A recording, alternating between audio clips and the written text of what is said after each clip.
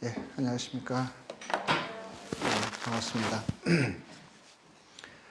어, 저희들이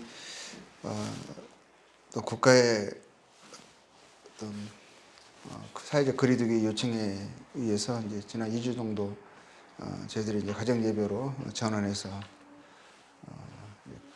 모였습니다. 그리고 이제 오늘부터 다시 이제 저희들이 함께 예배를 드리고 이제 모였는데요. 저희들은 이제 수도 적고 또 이렇게 거리를 두고 앉기 때문에 최소한 조심해서 하면 어려움이 없지 않을까 싶습니다. 그리고 이제 저희들이 지난 2주 정도 이제 저희들 가정 예배로 드리기 바로 마지막 주죠. 그러니까 가정 예배로 드리기로 하기로 한 그 마지막 저희들 3주 모였잖아요. 마지막 주에 그때 이제 김진규 모치님이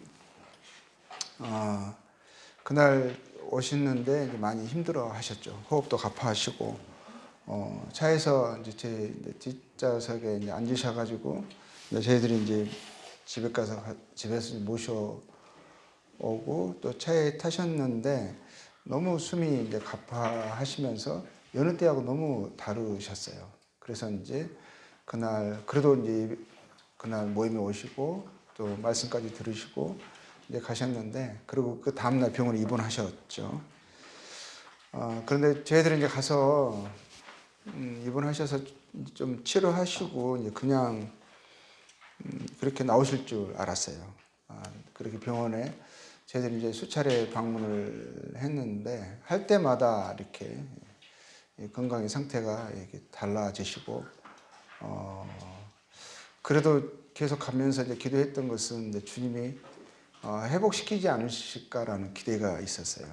그리고 이제 또 함께 그렇게 기도하고 또 모친님도 그렇게 기도하고 그런 이제 바람이 있으셨습니다. 그런데 갈수록 이제 몸이 약해지시면서 이제 결국에는 지난주 금요일 소천을 하셨습니다. 그리고 목요일 날 소천하셨죠. 그리고 이제 금요일 날 저희들이 저녁에 입관 예배를 드리고 토요일 날 금요일 수요일 밤에 소천하셨네요. 그리고 목요일 날 저희 입관 예배를 드리고 장례식장에서 그리고 이제 그 다음 날 금요일 아침에 이제 발인 예배를 하고 그리고 이제 이제 화장하시고 그리고 경북 영천에 이제 안치가 되셨습니다. 모친님이 처음에 저희들이 요한 모임에 오시기로 결정하실 때 물론 이제 집이 가까이에 이사를 오셔가지고 기존에 다니셨던 모임과는 거리가 있으셔서 교통적으로도 어려우셔서 집 근처에 있는 모임을 이제 찾으시게 됐고 그래서 이제 결국에는 저희 이제 의왕 모임에 오셨는데 원래는 이제 보통 이제 연세가 그렇게 드시면 그래도 이제 모친님도 또 많이 계시는 이제 큰 모임을 이렇게 생각을 하시게 되고 또 이전에 이제 이쪽 가까이 오셨을 때 이제 그 전에 예전에 다니셨던 모임이 있으셔서 이제 그 모임을 가시려고 생각하셨던 것 같아요. 근데 마지막에 이제 최종적으로 결정하실 때 이제 기존에 계셨던 성남 수정교회에서 이제 이쪽으로 이사 오게 된 상황과 또 모임을 이렇게 찾으신다는 그 말씀을 나누면서 교제를 장로 형제님과 하실 때 형제님이 모치님에게 연약한 모임에 가서 이렇게 도움이 되시면 좋겠다고 그 모임에 가서 섬기시면 어떨까라는 제안을 받으셨을 때 보통 연세가 있으시니까 이제 뭐 장로 형님도 어떤 모임을 청구해 줄 때 함께 찾을 때 그렇게 잘 않잖아요. 보통 가서 그냥 편히 계실 곳을 보통 일반적으로 찾고 그렇게 청구해 주시겠는데, 그렇게 하셨고, 또 모치님도 그 말씀 들으시고 정말 그렇게 하고 싶은 의욕이 생기신 거예요. 그래서 이제 생각하신 곳이 이제 의왕 모임을 생각하셨고, 오셔서 기도로 동역하고 돕고 싶은 그 마음에서 오셨습니다. 물론 이제 주변의 분들도 또 모침도 그런 말씀하셨어요. 혹시 본인이 젊은 사람이 아니고 연세가 있으시기 때문에 모임에 혹시 이제 짐이 되지 않을까, 폐해가 되지 않을까 하는 그런 우려도 하셨어요. 젊은 사람이 가서 힘있게 함께 섬기고 돕고 해야 되는데 오히려 가서 그냥 짐이 되지 않겠냐 하는 염려도 하셨지만, 그래도 그 마음속에서 다른 거 못하더라도 기도로 돕고 섬기겠다, 기도로 동역하겠다 하는 이제 그런 마음에 오셨죠. 저는 그 말씀 그 자체로도 큰 힘이 됐고 격려가 됐습니다. 오셔서 제일 앞자리에 앉으셔서 또 예배할 다른 분들이 감사하실 때 아멘으로 화답하시고 또 크게 말씀하시고, 또 기도 저희들이 말씀할 때도 앞자리에서 이렇게 메모하시고 열심으로 이렇게 함께 하셨던 그 모습이 아직도 눈에 선합니다.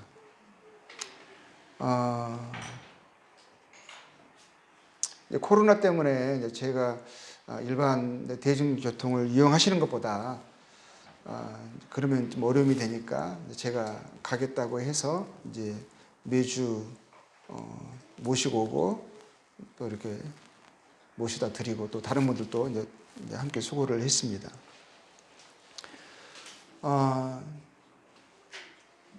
그런데 3주 그렇게 이제 참석하셨죠. 첫 주만 그때 저희들이 애찬을 했으니까 함께 애찬하시고, 그 다음 주부터는 저희들이 애찬도 못했잖아요. 그리고 이제 그냥 예배하고 말씀 듣고 그냥 그렇게 빨리 헤어지는, 그렇게 한 2주 하시고, 그리고 병원 입원하시다가 3주 병원에 계시다 소천하신 거거든요. 근데 마지막 이제 소천하시기 바로 전에 힘이 이제 마지막 거친 이렇게 숨가쁜 호흡을 하시잖아요. 호흡을 하시는데 온몸으로 호흡을 하시는 거죠. 그 작은 몸이 이렇게 들썩일 정도로 호흡을 거칠게 들이마시고 겨우 내쉬시고 이러신 상황에서 이제 따님이 물으신 거예요. 마지막으로 하고 싶은 말씀이 있으시냐고 이제 물으셨을 때, 보통 이제 가장 먼저 이제 자녀들을 염려하시고 또 자녀들을 위하여 이렇게 말씀하시잖아요. 근데 제일 먼저 하셨던 말씀이 이제 의왕교회를 말씀을 하셨대요.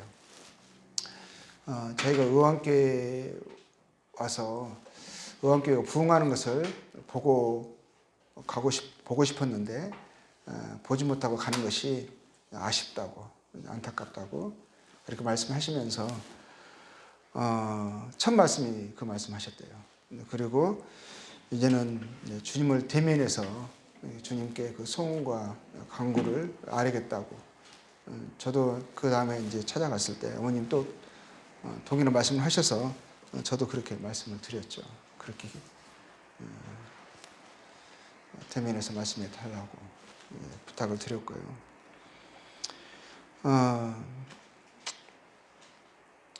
근데 이제 잠깐 왔다 가셨지만 저에게는 또 가시면서도 그러셨어요. 주변 뭐 따님도 그러시고 어머님도 도움되지 못하고 집만 되다 가신다는 그러한 말씀을 하셨거든요. 근데 전혀 그렇게 추워도 그런 생각이 들지 않았고, 오히려 주님이 모치님을 하늘로 부르시기 전에 이 의왕교회를 거쳐가게 하신 것 같아요. 그래서 저희를 격려하시고 힘 주시려고 보내셔서, 마치 어떤 제가 표현을 했냐면 마치 천사처럼 왔다 가신 것 같다고 이제 그렇게 말씀을 드렸는데 정말 그런 마음이 들었어요. 저희들을 위로하시려고, 힘 주시려고, 그리고 저를 향한 그 소원과 간구를 주님께 가져가시려고 잠깐 하늘로 가시는 여정 가운데 잠깐 들으셨다, 이런 생각이 들 정도로 마음이 큰 유안이 됐습니다. 감사가 됐고요. 함께 할 수 있었던 그 시간들이 잠깐이었지만 참 저희들에게는 큰 흔적을 남겼고 깊은 감사가 있었고, 또 마지막에 잠깐이나마 좀 섬길 수 있었고, 또 저희들도 가서 함께 기도할 수 있었고, 이런 부분을 허락하신 주님께도 참 감사가 됐습니다.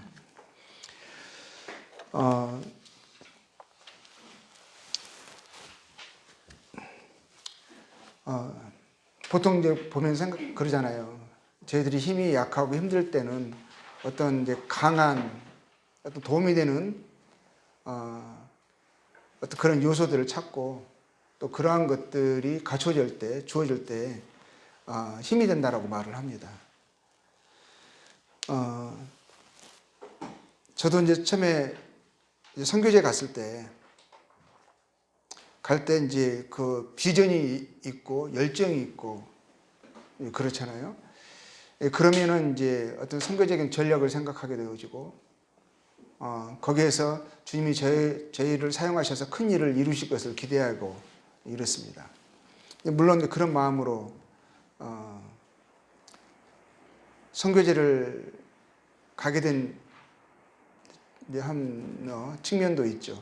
근데 가장 주님이 저희들을 선교로 부르셨을 때 가장 이제 마음속에 이제 주장했던 그 말씀은, 지난번에 제가 잠깐 이제 필리핀 다녀와서 말씀 들을 때 나누었던 구절 중에 한 구절인데, 이제 잠언 19장 17절 말씀 보면 가난한 자를 불쌍히 여기는 것을 주님이 기뻐하시고, 그것을 오히려 여호와께 꾸이는 것이다, 꾸어주는 것이다 라고 말씀하시고, 그 선행을 주님이 갚아주신다 하셨거든요. 그러니까 가난한 자들, 연약한 자들, 어려운 자들, 그들을 불쌍히 여기고 그들에게 선행을 행하는 것. 하나님은 고아와 과부의 아버지라 하셨거든요. 그들을 불쌍히 여기고 참으로 누구의 도움이 필요한 사람들을, 또 그들이 의지할 자가 세상에 아무도 없고 정말 하나님만 그들의 의지가 되어지는 그런 사람들을 주님이, 그런 사람들을 불쌍히 여기고 그들을 찾고 또 그들에게 실제적인 도움을 주기를 원하시는, 주님은 그런 분이신 거죠. 그래서 주님께서 세계 많은 사람들 가운데서 복음 들을 기회를 갖지 못하고 소외되어서 살아가는 연약한 사람들에 대해서 누군가 그들에게 찾아가서 복음을 전해주지 않으면, 주님의 사랑을 그들에게 나타내주지 않으면 평생에 한 번의 기회도 갖지 못하는 그런 사람들을 향한 그 마음을, 주님의 그 불쌍히 여기시는 그 마음을 저희들에게 인식시켜 주셨고 알게 해 주셨고, 그래서 그 마음을 쫓아서 이제 그러면 저와 같은 자들이라도 혹시 주님이 소용하시겠습니까 하는 그런 심령으로 주님이 그것을 기뻐 받으신다고 말씀하시는 것이 인식이 되어져서 선교지에 나가게 된 큰 동기 중에 하나였었거든요. 저희들이 몽골에 도착을 했을 때, 울란바토를 갔을 때, 이제 처음에 언어 공부를 하기 위해서는 정신이 없었죠. 그러니까 언어 공부가 되어지고 문화 공부가 되어져서 어느 정도 사람들과 소통이 되어질 그런 시점에서 저희들이 이제 시골 쪽에 답사를 했을 때, 시골은 물론 그때 몽골의 상황이 정말 열악했었어요. 97년도였으니까 아주 열악한 때였었죠. 지금과는 정말 비교할 수 없는, 그때 모습을 상상할 수 없는 그러한 상황이었었어요. 몽골에 국제공항이라고 해서 내렸는데 그 비행기가 내리는데 그냥 풀밭에 내리는 거였었어요. 그 활주로가 아스팔트가 깔려 있는 그런 활주로가 아니라 그냥 잔디가 나 있는 그런 활주로에 내렸고, 그리고 국제공항 문인데 그냥 우리나라 시골의 대합실만큼도 못하는 그런 상황이었었어요. 그냥 초소 같은데 그냥 조그마한 예전에 우리 옛날에 보면 그 도로 검문소에 보면 조그마한 초소 같은 거 있잖아요. 한 사람 겨우 들어가는 그런 곳에 공항이 몇 개 설치되어 있고 거기에 군인들 같은 복장을 한 사람들이 있어서 컴퓨터도 없이 손으로 써주고 그런 공항에 저희들이 들어갔는데 깜짝 놀랐지. 그게 울란바토르 국제공항이었었어요. 울란바토르 모습이 그랬으니까 시골은 뭐 말할 것도 없겠죠. 시골을 저희들이 답사를 하고 나서 이제 놀랐습니다. 울란바토르 벗어나자마자 도로가 없었고, 그래서 갈 때마다 저희들 지도와 나침반을 가지고 시골을 다니면서 답사를 했죠. 2주를 했습니다. 처음 1주하고 또 나중에 또 1주하고 했는데, 중간에도 저희들이 한 3사람 같이 했는데 외국 사람들, 미국 사람들 두 선교사와 함께 저희 3명이 했었어요. 근데 뭐 통조림에 그냥 쌀에 물 몇 통씩 싣고 또 기름 몇 통 싣고, 그리고 이제 야채 채소 말린 거 가루같이 이렇게 뭐 부숴가지고 그 비타민 공급한다고, 그리고 말린 거를 봉지에 싸가지고, 그리고 라면 이렇게 중국 라면 그 부스러기 같은 거 조그마한 라면이 있어요. 그 라면 해가지고 그걸로 1주 이상 2주를 그걸로 먹고 이제 다니면서 똑같은 음식 계속 먹는 거죠. 그러면서 시골을 답사를 하게 되어지고, 시골은 너무 열악한 것을 보게 됐어요. 그러면서 결국에는 그들에게 누군가가 찾아 들어가서 복음을 전해주지 않으면 그들은 복음대로 기회를 지리적인 여건 때문에 전혀 갖지 못한다는 것을 인식하게 되어지고, 그들이 제 마음속에서 떠나지 않고 결국에는 그때 선교사들이 다 한국 선교사들은 시골에 있는 사람들이 하나도 없었죠. 다 울란바토르에 온 것만으로도 힘든데 거기서 시골까지 생각을 아직 못하고 있는 상황이었었죠. 미국 사람들 몇몇이 몽골에 이제 시골에 한 몇 군데 있었고 그 외에는 전무한 상황이었습니다. 근데 주님께서 그들의 어떤 불쌍한 처지, 안타까운 상황을 목도하게 하셔서 그 상황이 제 마음속에 떠나지 않아서 이제 그들에게 주님의 마음을 따라서 뭔가 도움을 주고 싶었어요. 복음을 전하고 싶었고 그들에게 주님의 사랑을 나타내고 싶었죠. 그래서 이제 저희들이 이제 시골 쪽으로 간다고 하니까 주변에 많은 사람들이 말렸었어요. 하다못해 몽골 사람들도 말렸었죠.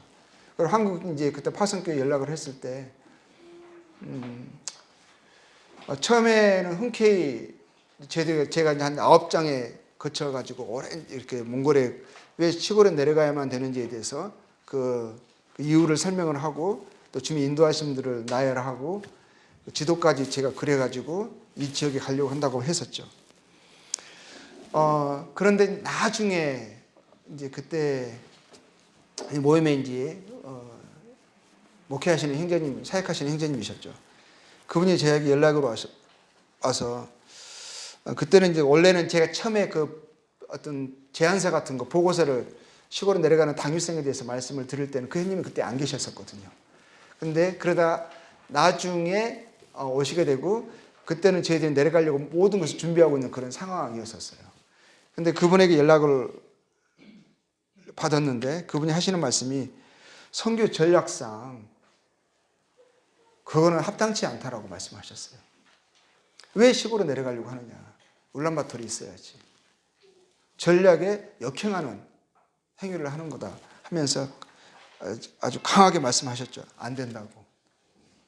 근데 그때는 그 말씀을 들을 수 있는 상황이 아니었었어요. 이미 다 준비가 됐고 살림도 다 팔고 정리하고 막 이런 상황이었었거든요. 저희는 어떻게 보면 선교 전략에 역행을 해서 운두랑에 시골에 내려간 게 된 거죠.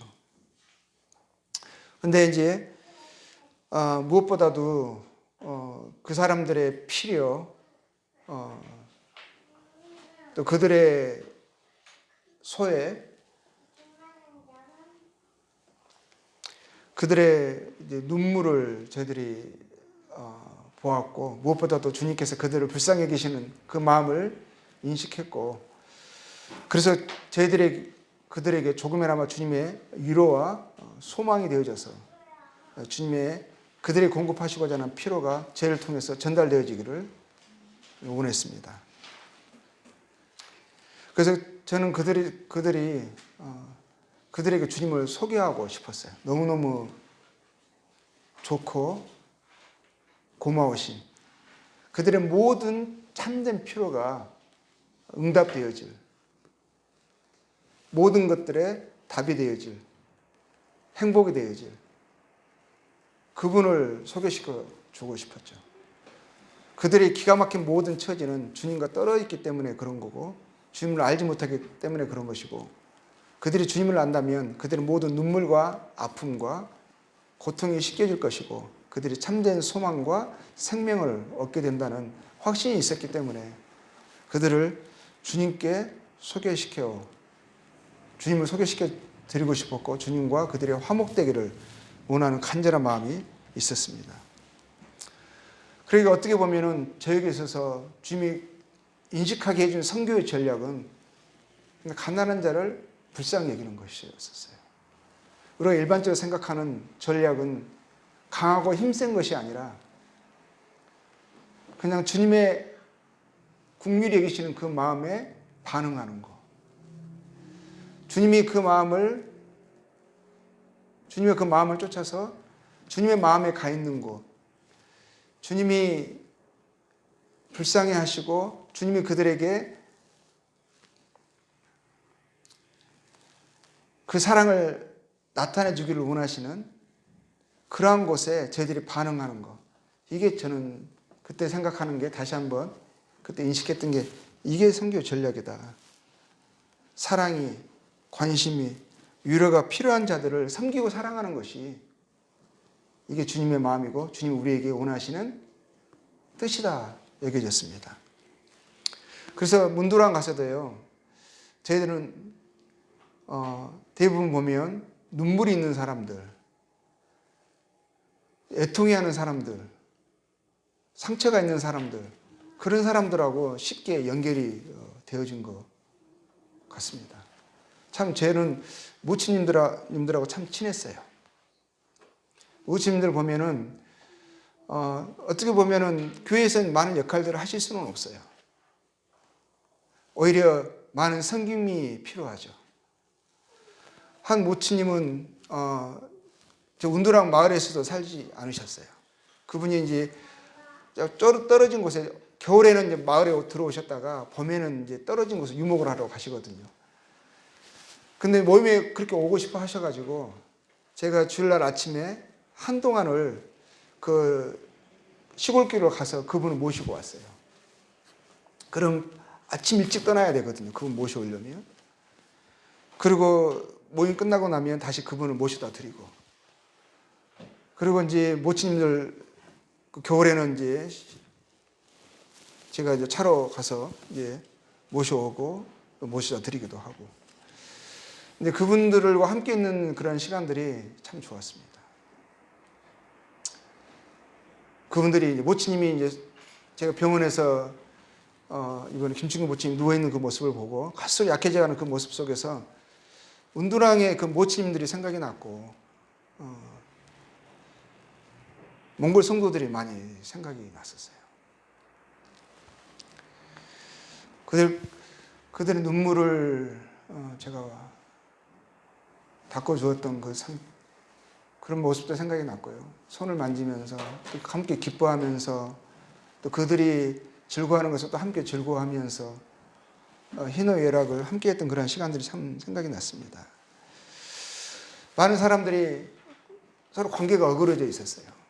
깨어진 관계들이 회복되어져서 서로 행복해하고 나중에 저한테 와서 감사하다고 이 놀라운 주님의 사랑을 알게 해주셔서 전해줘서 고맙다고. 그들의 그 즐거워하는 그 모습을 보는 것이 참 저희들에게는 의미였었고 참 행복이었습니다. 삶의 가치로 인식이 되었습니다. 주님의 마음이, 주님의 전략이 저는 그렇다라고 얘기해집니다. 의왕교회를 생각하면 또 저희가 이제 시작을 했잖아요. 뭐 시작부터 어려웠었죠. 한편으로 이런 생각도 했어요. 의욕이 넘쳐도 힘든 상황에 어떻게 보면 주님이 저희 가장 먼저 힘부터 빼게 하시는 느낌을 받았어요. 그렇지 않아도 힘이 없고 어려운데, 그래서 누군가의 좀 격려가 필요하고 또 활력이 필요한데 오히려 그나마 있는 자그마한 남아있는 그 힘마저 빼는 그런 느낌을 받기도 했어요.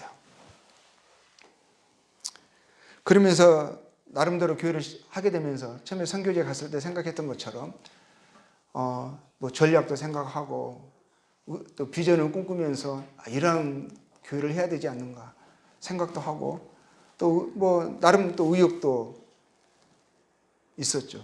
근데 있었다기보다는 그것을 일부러 끄집어낸 것 같아요. 의욕을 가지려고 불어했던 것 같아요. 근데 실상은 보면 그냥 되어져 가는 거였거든요. 주님이 그렇게 몰아가시는 것에 그냥 끌려가는 거, 따라가는 거였었어요. 실상 제가 그렇게 개척교회를 한국에 와서 하고 싶지 않았거든요. 저는 그냥 선교지에서 영혼들 섬기면서 또 복음 전하면서 교회들 개척하는 거 보면서 그냥 그렇게 거기서 은퇴하고 마지막에 와서 한국에서는 그 노하우들 뭐 전하면서 후진들 양성하면서 뭐 이런 나름대로 생각을 하게 되잖아요. 그 주님이 역사하셔서 선교지에서도 또 귀한 역사들 통하에서 나타났고 소문과 간증이 좋았습니다. 그래서 그렇게 끝맺을 줄 알았거든요. 그래서 한국에 와서 뭐 이런 교회, 어떤 사역을 이루어야겠다. 솔직히 그런 야심이나 비전은 없었어요. 어떻게 보면 몰아서 여기까지 온 거예요. 이런 말씀을 드려서 죄송합니다만 실상이 그랬었어요. 그리고 전략을 생각할 때 또 처음에 이제 전략을 생각을 하잖아요. 이렇게 해야 되겠다. 이렇게 되어졌으면 좋겠다라는 어떤 소원을 갖는데 결국에는 주님이 다시 한 지금 6개월 이제 지났습니다. 이런 시점에서 모친님의 소천을 옆에서 지켜보면서 제 마음이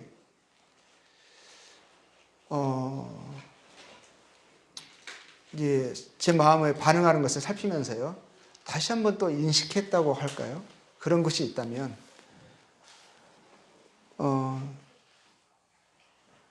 그 모친님이 너무 고마운 거예요. 너무 귀한 거예요. 왜냐하면 이런 상황을 허락하신 주님께도 그 마음에 눈물이 있고 제 마음에도 눈물이 있고 그분의 손을 마지막에 잡아드리면서 이게 짐이 아니라 우리가 성도에 살아가는 이유, 서로에게 격려가 되어지고 힘이 되어지는 것, 이게 우리의 존재의 이유고 가치이지 않을까. 주님은 한 마리 양을 찾으시는 분이셨어요. 이루어지지 않는 99마리의 건강한 양들을 내버려 두시고 한 마리 양을 찾기 위해서 어려운 길을, 험난한 길을 맞이 않으시고 가셔서 마침내 찾으셔서 기뻐 즐거워하시는 전략과는 위배되는 행위를 하신 거죠. 남들은 혹시 그 한 마리를 찾다가 남은 99마리도 혹시 어려움을 겪게 되어지면 그들이 왜 우리에게 관심을 두지 않냐. 잃어버린 거, 자기 멋대로 가버린 거, 누구도 신경 쓰지 않는 거, 그들은 놔두고 우리에게 신경 써라. 당신이 신경 써야 할 존재들은 우리라고 일반적으로 그렇게 생각하잖아요. 근데 주님은 그 한 마리 양을 찾으시는 분이에요. 처음에는 그 99마리가 이해하지 못했을 것 같아요. 근데 결국 찾아서 어깨에 메고 그리고 그것을 기뻐하시는 그 주님의 마음을 봤을 때 다른 99마리도 저희가 느끼기에는 그래요. 안정감, 소속감, 그 주님의 목자의 성품을 보지 않았을까? 나도 혹 저렇게 이루어진다면 저분은 나를 찾아오시겠구나. 나라는 그 존재가 귀한 거구나. 오히려 상처받고 어떻게 보면 앞뒤를 좌우를 잘 분간하지 못해서 잘 실수하고 넘어지는 그러한 자들을 주님이 오히려 눈여겨보시고 그들을 도우시려고 항상 준비되어 있으신, 그리고 그들이 유경에 처했을 때 찾아 나가시는 그 주님의 성품을 인식하게 되면서 오히려 안정감을 얻고 그분에게 감사하게 되는 거죠. 마치 탕자를 길가에서 오매불만 기다리는 그 아버지의 마음. 탕자는 나와 같은 자를 받아주실까? 아버지에게 어려움만 끼치고 손실만 가져온 나를 기뻐하실까? 나를 종으로라도 받아주실까? 한 그 아들의 예상과는 달리 아버지는 그를 항상 기다렸고 그가 왔을 때 너무너무 기뻐하셨죠.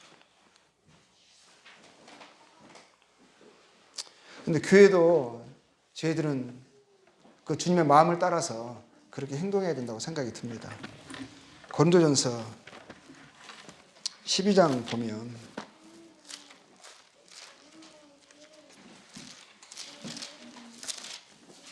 이런 말씀이 있어요. 12장 22절. 그뿐 아니라 더 약하게 보이는 몸의 지체가 도리어 요긴하고, 우리가 생각할 때 교회에서는 강한 자들, 아름다운 지체들을 그들을 더 주목하게 되어지고 그러한 자들을 더 존중하고 더 필요하게 생각하죠.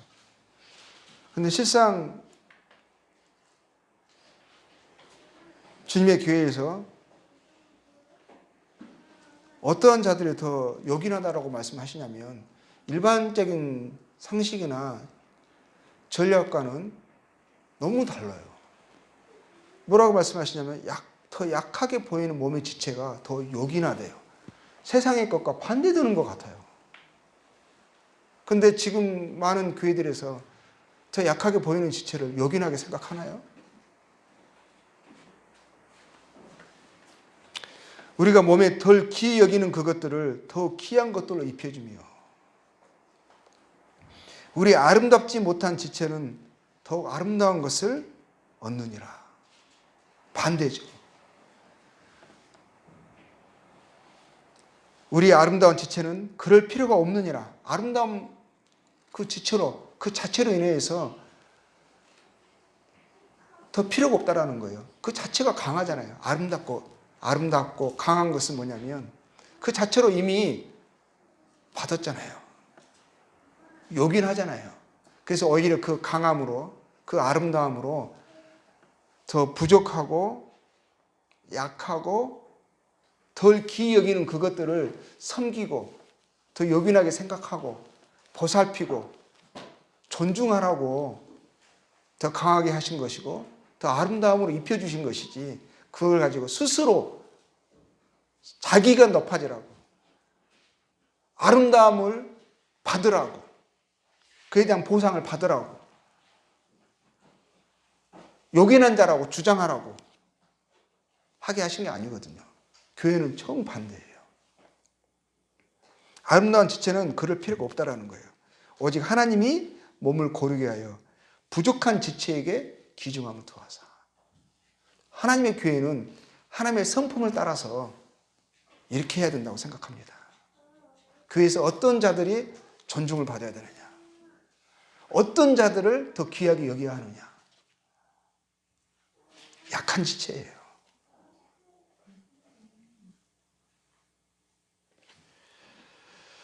부족한 지체예요. 그런 자들을 존중히 여겨지고 그런 자들을 섬기는 교회가 저는 하나님의 교회라고 생각합니다. 전략은 그거라고 여깁니다. 교회에서 연약한 지체가 오히려 당당하고 존중을 받고 그들이 섬김을 받고 대접을 받는 그런 교회. 강한 자들은 오히려 무시받아도 돼요. 오히려 아름다운 지체들은 조금 소홀히 여김받아도 돼요. 그들은 그것을 견딜 만한, 이길 만한 힘이 있어요. 다른 사람의 위로와 격려가 좀 부족해도 주님으로부터 받는 위로와 격려로도 개의치 않고 감당할 수 있어요.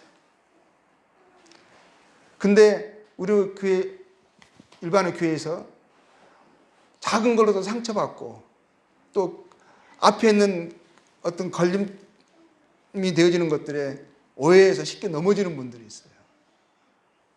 그리고 그 마음이 연약한 분들이 있어요. 또 실제 몸도 좀 부족하고 연약한 분들이 있죠. 근데 오히려 그런 분들을 더 섬기고 더 존중히 여겨지고 더 귀를 기울이고 그런 분들을 섬기는, 그래서 그런 분들이 오히려 교회에서 큰 소리치는, 존중받는, 다른 분들이 오히려 그런 분들의 눈치를 보는 강한 자들이, 저는 그런 교회가 건강한 교회지 않을까 생각합니다.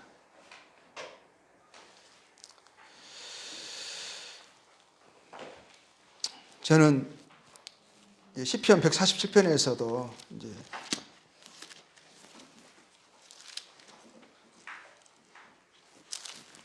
시편 2절에서 보면 여호와께서 예루살렘을 세우시며 이스라엘의 흩어진 자들을 모으시며 상심한 자들을 고치시며 그들의 상처를 싸매시는도다.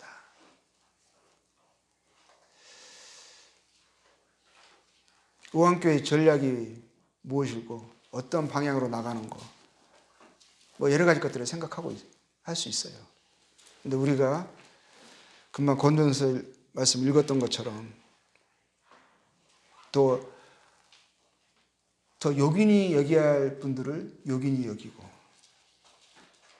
귀한 것들로 입혀줘야 할 분들을 정말 귀한 것들로 입혀주고 또 부족하게 보이는 지체들을 더 귀중히 여기는 그런 교회가 됐으면 좋겠고요.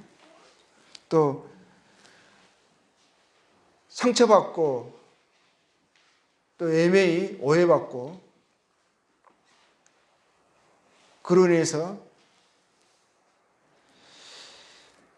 또 모임을 또 신앙생활을 하지 못하고 떠나 있는 흩어진 자들을, 그런 사람들을 위로하는 곳이 됐으면 좋겠어요. 그런 사람들을 오히려 모아지는, 찾는 교회. 강한 자들을, 물론 강한 자들이 필요합니다. 근데 오히려 그런 사람들을 우리가 대접하고 영접하고 그런 사람들을 섬기고 그들의 눈물을 닦아주는, 그래서 그들을 주님 앞에서 다시 세워서 행복하게 하는데 기쁨과 소망 가운데 살아갈 수 있도록 돕는 그런 일들을 우선으로 여기는, 가치로 여기는 그런 교회가 되면 좋겠다, 이런 생각을 했습니다. 상심한 자들을, 상처받은 자들을 고치고 싸매는 그것을 가치로 여기며 살았으면 좋겠습니다. 서로를, 그러기 위해서는 저희들이 좀 서로를 더 잘 받고 서로의 부족함과 허물이 보이더라도 관용하려고 하고 그리고 우리의 경계를 조금씩 허물고 좀 약하고 좀 부족한 것들이 보여도 그리고 그 안에서 쉴 수 있는 그런 가정 같은 그런 교회가 됐으면 좋겠습니다. 그래서 다른 사람들이 연약한 사람들이 오고 부족한 사람들이 와도 쉼을 얻는 판단받지 않을 것 같은 오히려 위로와 격려를 받을 것 같은 그런 죄를 냈으면 좋겠습니다.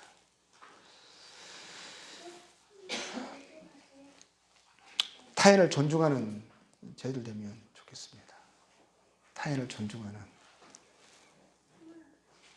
오히려 다른 사람들을 존중하고 사랑하고 연약한 자들을 안아주는 것으로 그것으로 강한 자들은 그 강함이 표현되어지는 그냥 군림하고 강요하고 이렇게 해서 나의 강함을 나타내려고 하는 것이 아니라 섬기는 것으로 강함을 나타내는 다른 사람들을 관용함으로 우리의 아름다움을 드러내는 그것을 존중히 여기는 가치로 여기는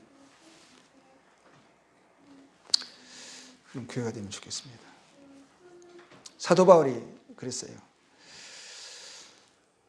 그가 그에 대해서 말할 때 옆에서 송사하고 이럴 때 사도 바울은 하나님을 사랑하고 사람을 사랑하는 사람으로서 그가 항상 또 가치로 여겼던 것 중에 하나가 나는 범사에 양심을 따라 하나님을 섬겼다고 했습니다. 그 말을 할 때 그 말을 듣고 있던 대제사장이 이렇게 말했어요. 그 옆에 있는 사람을 시켜서 제 입을 치라고 했어요.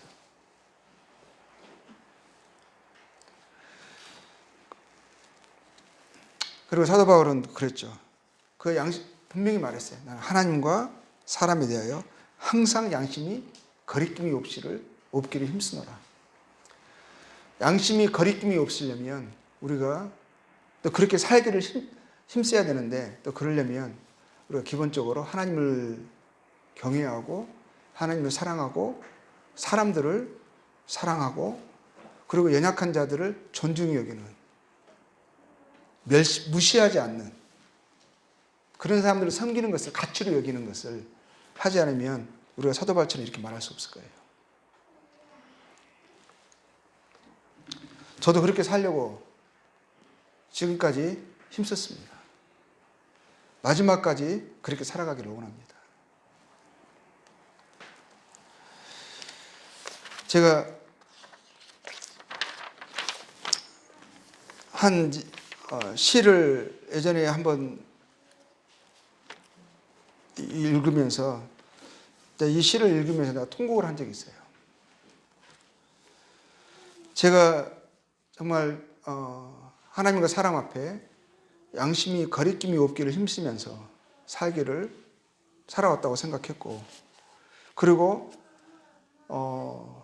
주님이 기뻐하시는 주님이 뜻하시는 삶을 마지막까지 그 여정을 다하기를 정말 원했었어요. 근데 어느 순간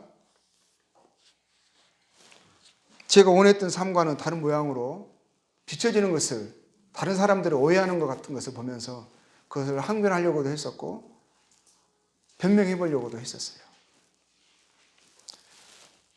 근데 이 시를 보면서 제 마음속에 소원하는 것은 제가 이 땅에서 마지막 제가 주님 앞에 가기 전까지 제가 주님 앞에서 그 마음을 잃지 않기를 원하고 만약에 그 마음을 잃어버린다면 세상의 관점으로 제가 혹시 살아가게 된다면 제가 지금까지 가치로 여겼던 것을 더 이상 가치로 여기지 않고 혹시 타협하게 돼서 제가 원치 않는 삶의 모양으로 나타난다면 혹시 그런 유혹을 받는다면 하면서 그때는 제가 주님 앞에 기도하는 것은 그럴 때는 저를 본향으로 데려가달라고. 저는 마지막까지 주님의 간증이 되기를 원하고 주님을 증거하는 사람이 되기를 원하고 주의 아름다움을 선전하는 사람이 되기를 원합니다. 그래서 주님의 그 마음을 전하는 사람이 되기를 원합니다. 그러한 부분에 제가 혹시 소용되지 않는다면 주님 저를 데려가 달라고. 근데 이 기도가, 이분의 기도가 제 마음을 표현하는 것 같았어요. 그래가지고 제가 이 기도와 같은 시를 읽으면서 제가 막 울었습니다. 막. 한번 제가 읽어드리고 이제 말씀 마칠게요. 노버트 맥킬킨이라는 이제 콜롬비아 대학의 학장이 쓴 시예요. 제목은 주님 어둡기 전에 본향에 도달하게 하소서. 해가 졌습니다. 주님. 제 삶의 그림자가 뒤로 드리워져 있습니다. 오래전에 지나가 버린 희미한 기억 속으로 드리워져 있습니다. 죽음이 두렵지는 않습니다. 그러나 두려운 것이 있습니다. 죽음이라는 그 어두운 유령이 너무 일찍 찾아오거나 아니면 너무 늦게 찾아오거나 해서 제 일을 다 끝내지 못했거나 또는 잘 끝내지 못했는데 가야 되지 않을까 두렵습니다. 당신의 영예를 더럽히거나 당신의 이름을 부끄럽게 하거나 당신의 사랑하시는 마음을 슬프게 하지는 않았는지 두렵습니다. 잘 끝낸 사람이 드물다고 하던데요. 주님, 어둡기 전에 본향에 도달하게 하옵소서. 만약 그렇다면 이 세상에 살아갈 이유가 없어요. 만약에 그렇게 된다면 주님 저를 본향에 데려가 달라고. 계속 읽습니다. 영혼의 어두움은 야비하고 소심한 사람이 되게 하며 덩굴의 열매는 쭈그러들고 친구들은 씁쓸한 맛을 보며 여전히 나를 사랑하는 몇 안 되는 용기 있는 사람들에게는 짐이 됩니다. 그럴 수 없습니다. 주님, 열매가 무성하며 달콤하게 하옵소서. 그 맛을 보는 모든 사람에게 기쁨을 주도록 하나님이 일하시고 계시는 영적인 흔적이 되도록 마침내는 보다 강하고 충만하며 밝아지도록 주님, 어둡기 전에 본향에 도달하게 하옵소서. 갈갈이 찢겨진 은사, 녹슬어 버리고 반만 사용되거나 나쁘게 사용된 은사, 그 어두움. 한때는 하나님께 쓰임받았으나 곁길로 비껴나간 삶, 사라져버린 영광에 대한 슬픔, 하나님이 주시지 않는 일에 대한 염려, 기억이라는 공허한 방에서 한탄하며 오래전에 지나간 승리의 깃발이나 바라보다니 끝까지 잘 달릴 수는 없을까요? 주님, 어둡기 전에 본향에 도달하게 하옵소서. 아버지여, 겸손하게 은혜를 구하오니 어둡기 전에 본향에 도달하게 하옵소서.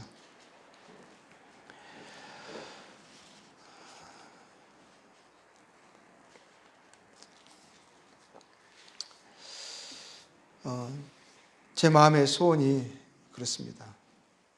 주님의 영예를 더럽히거나 주의 이름을 부끄럽게 하거나 주님의 그 사랑하시는 그 마음을 슬프게 하는 삶을 사는 것이 두렵습니다.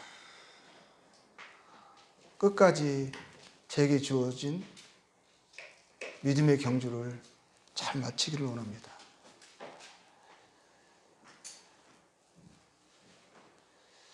정말 죽음은 너무 가깝습니다.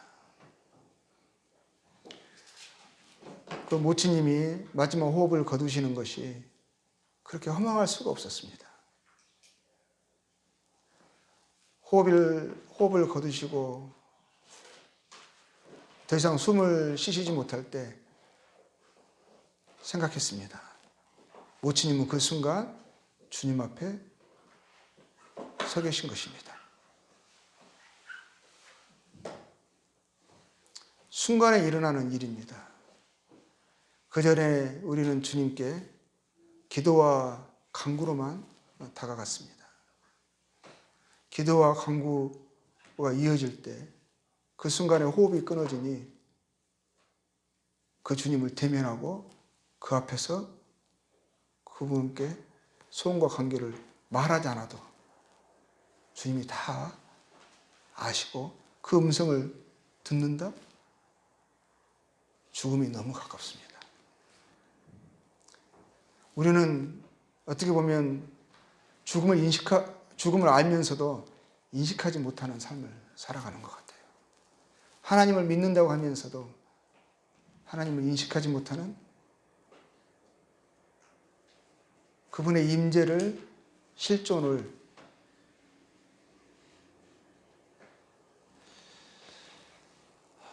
인지하지 못하는 그런 삶을 살아갈 때가 참 많습니다. 우리가 오늘 하루 매 순간 살아가면서 죽음을 인식하고 또 주님을 임재를 기억하고 또 그 실존을 인지하면서 살았으면 좋겠습니다. 그래서 주의 영광을 드러내는 삶, 주님의 이름에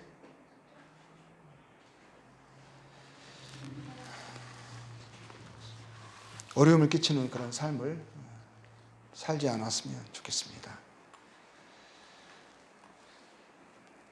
만약에 그렇게 삶을 산다면 기도하게 되는 것은 계속 죽는 게 두려운 것이 아니라 그렇게 살아가는 것이 두렵습니다. 그 두려움이 저희로 하여금 기도하게 하는 것은 그렇게 산다면 저를 본향에 데려가게 해달라고, 저를 불러달라고 기도하게 됩니다. 잘 마치고 우리가 주님 앞에 갔으면 좋겠습니다. 마지막에 남겨진 사람들에게, 죽음을 아쉬워하는 사람들에게 나의 죽음을 아쉬워하지 말고 믿음에 굳건히 서라고,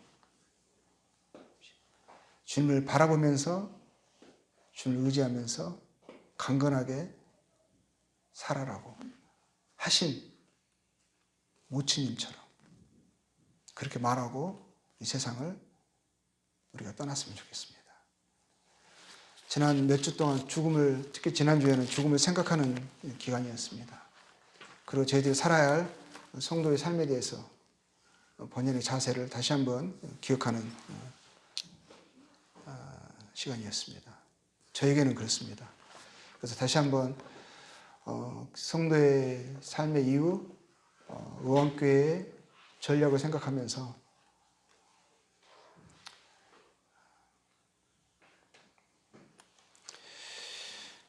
주님이 불쌍히 여기는 사람들 불쌍히 여기고 또 연약한 사람들을 섬기고 돕는 성도의 본연의 삶을, 교회의 본연의 사명을 다하는 저희들 되면 좋겠다라는 그런 생각을 했습니다.